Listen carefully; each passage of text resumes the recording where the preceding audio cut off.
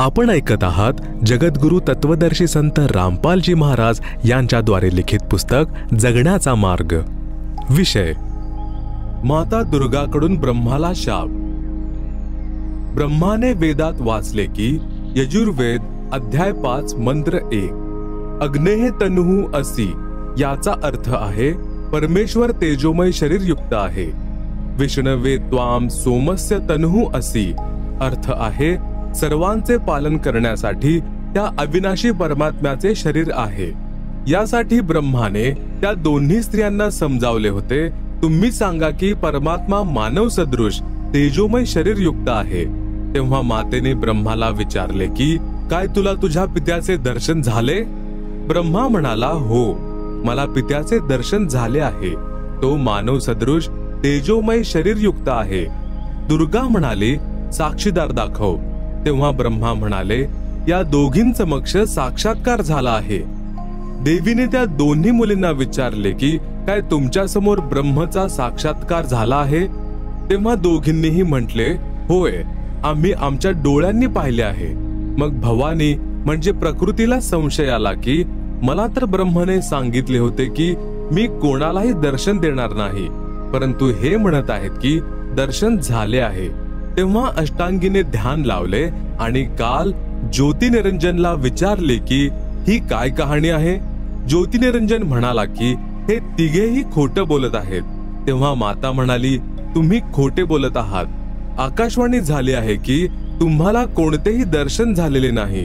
ते ऐकून ब्रह्मा म्हणाला की माते, मी शपथ घेऊन पित्याचा शोध घेण्यासाठी गेलो होतो, परंतु पित्याचे म्हणजे ब्रह्म दर्शन झाले नाही।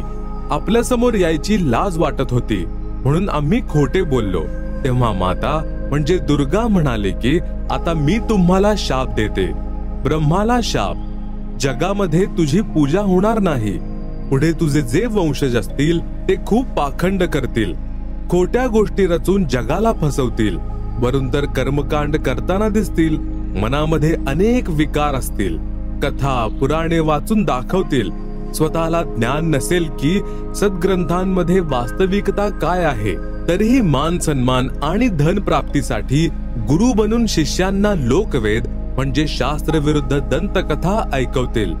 देवी देवतांची पूजा करून आणि करवून दुसऱ्यांची निंदा करून कष्टावर कष्ट झेलतील। जे त्यांचे शिष्य होतील त्यांना परमार्थ सांगणार नाहीत, दक्षिणेसाठी जगाची दिशाभूल करत राहतील, स्वतःला सर्वश्रेष्ठ मानतील, दुसऱ्यांना कमी लेखतील। जेव्हा मातेच्या मुखातून हे सर्व ऐकले तेव्हा ब्रह्मा मूर्छित होऊन जमिनीवर कोसळला। बऱ्याच वेळानंतर शुद्धीवर आला। गायत्रीला शाप, अनेक सांड तुझे पती होतील, तू मृत्यू लोकामध्ये गाय बनशील। पुहपवतीला शाप, गलिच्छ ठिकाणी तुझं वास्तव्य असेल, कोणीही पूजेसाठी तुझ्या फुलांचा वापर करणार नाही। या खोट्या साक्षीमुळे तुला हा नरक भोगावा लागेल। तुझे नाव केवडा केतकी असेल। हरियाणामध्ये त्याला कुसोंधी असे म्हटले जाते। ती गलिच्छ जागी म्हणजे उकिरड्यावर उगवते। अशा प्रकारे तिघांना शाप दिल्यानंतर माता भवानीला खूप पश्चाताप झाला।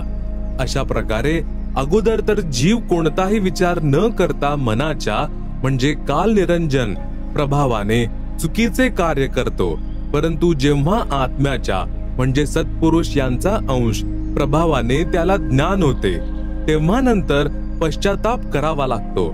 जसे माता पिता आपल्या मुलाच्या लहानशा चुकीसाठी त्याला शिक्षा करतात क्रोधित होऊन, परंतु नंतर मात्र खूप पश्चाताप करतात। हीच प्रक्रिया मन काल निरंजन याच्या प्रभावाने सर्व जीवांमध्ये कार्यरत आहे। हो, येथे आणखी एक बाब विशेष आहे की निरंजन म्हणजे काल ब्रह्मने देखील आपला कायदा केला आहे की जीवाने जर एखाद्या दुर्बल जीवाला त्रास दिला तर त्याला त्याची परतफेड करावी लागते। जेव्हा आदी भवानी म्हणजे प्रकृती अष्टांगीने ब्रह्मा, गायत्री व पुहपवती यांना शाप दिला, तेव्हा अलख निरंजन म्हणजे ब्रह्मकाल म्हणाला की हे भवानी, प्रकृती, अष्टांगी, तू हे उचित केले नाहीस। आता मी निरंजन तुला शाप देतो की द्वापार युगामध्ये तुझे देखील 5 पती होतील, म्हणजेच द्रौपदीच आदिमायेचा अवतार झाली आहे। जेव्हा ही आकाशवाणी ऐकली तेव्हा आदिमाया म्हणाले की हे ज्योती निरंजन म्हणजे काल, मी तुला वश आहे, जे वाटेल ते कर. सृष्टी रचनेमध्ये दुर्गाजींची अन्य नावे वारंवार लिहिण्याचा उद्देश आहे की पुराण, गीता तसेच वेदांमध्ये प्रमाण पाहते वेळेस भ्रम उत्पन्न होऊ नये. जसे गीता अध्याय 14 श्लोक 3-4 मध्ये काल ब्रह्मने म्हटले आहे की प्रकृती तर गर्भधारण करणारी समस्त जीवांची माता आहे, मी तिच्या गर्भात बीज स्थापन करणारा पिता आहे. श्लोक 4 मध्ये म्हटले आहे की प्रकृतीपासून उत्पन्न तिन्ही गुण जीवात्म्यांना कर्मबंधनामध्ये बांधतात. या प्रकरणात प्रकृती तर दुर्गा आहे, तसेच 3 गुण, तिन्ही देवता म्हणजेच रजगुण ब्रह्मा, सद्गुण विष्णू तसेच तमगुण शिव यांचे सांकेतिक नाव आहे.